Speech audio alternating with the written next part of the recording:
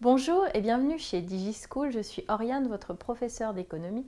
Je vous propose de nous intéresser aujourd'hui aux imperfections du marché.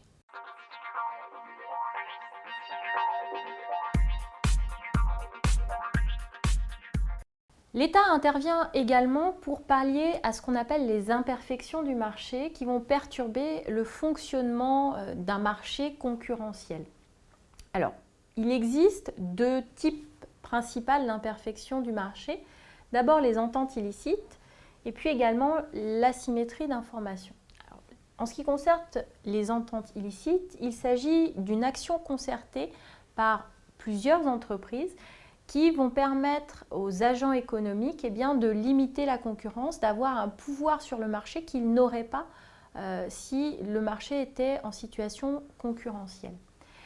Ces ententes illicites, elles peuvent porter sur un certain nombre de choses. Elles peuvent porter sur les conditions de vente, elles peuvent porter également sur les prix. On entend souvent parler d'ententes illicites sur les prix, mais également sur le volume de la production ou sur la répartition du marché. Alors quand on parle de répartition du marché, on peut parler de répartition géographique, c'est-à-dire une entreprise choisit d'exercer son activité sur telle partie de la France et l'autre entreprise exercera son activité sur l'autre partie de la France. Cette répartition, elle peut être également mondiale.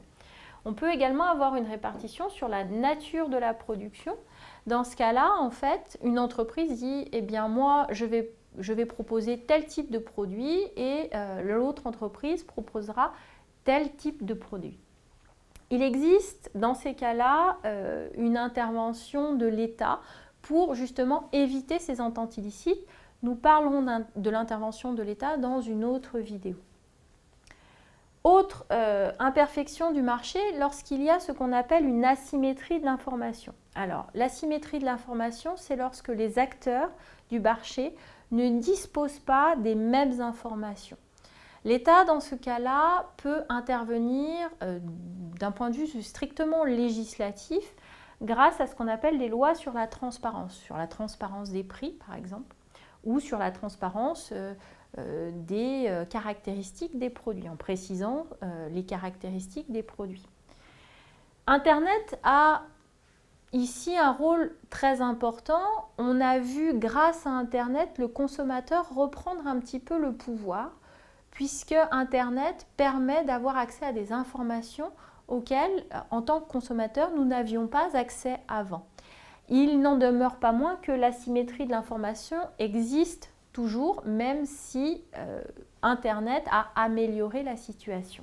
Voilà pour les imperfections du marché. J'espère que cette vidéo vous aura été utile. Je vous invite à consulter nos autres documents et nos autres vidéos sur notre site internet. Je vous dis à bientôt chez DigiSchool.